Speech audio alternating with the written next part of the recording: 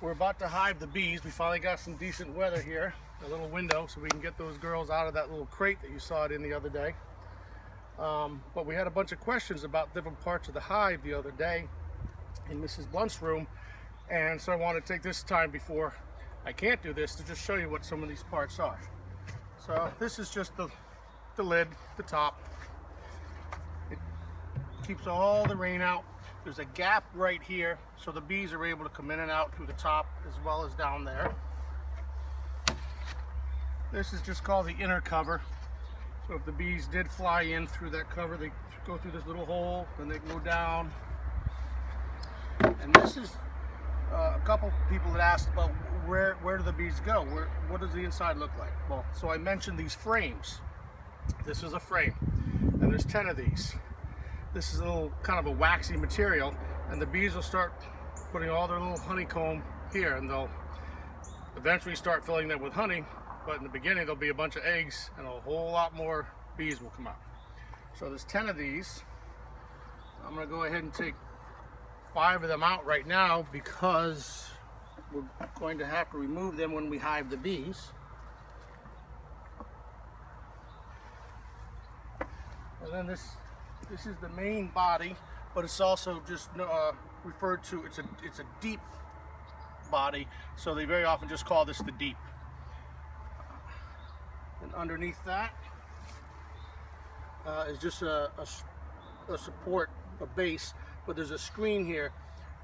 What that'll do is allow me to more easily count some of the little mites that are known to bother the bees. They'll fall down, and then I'll be able to determine how many there are based on approximately how many bees there are, and I'll know if we need to do some kind of medicine or something to help out the colony.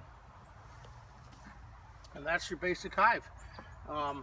So once, it'll be quite a few weeks, once these frames get about 70% filled, then I'm going to have another deep just like this with 10 more frames that I'm going to put right on top, and they'll start moving into there too and making honey in there.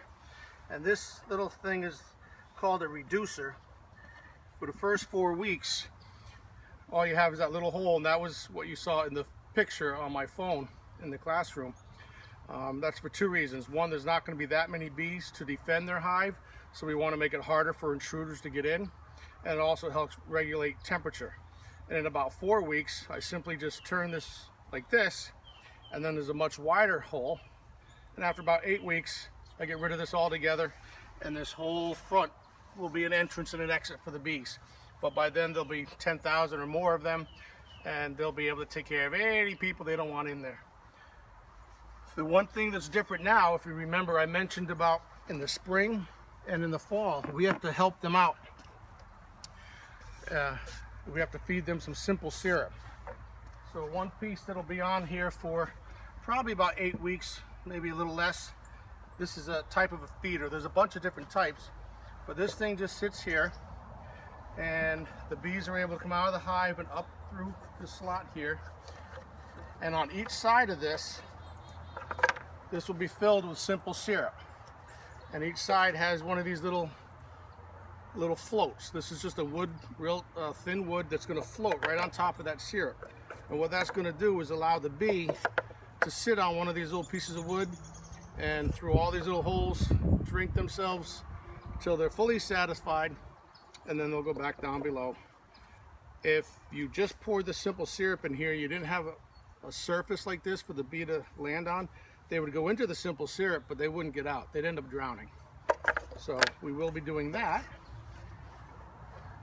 And then eventually that just goes back into, I'll clean that up and put it into storage till the fall, and then we'll put that inside cover back on. When we have the feeder, we don't use this part.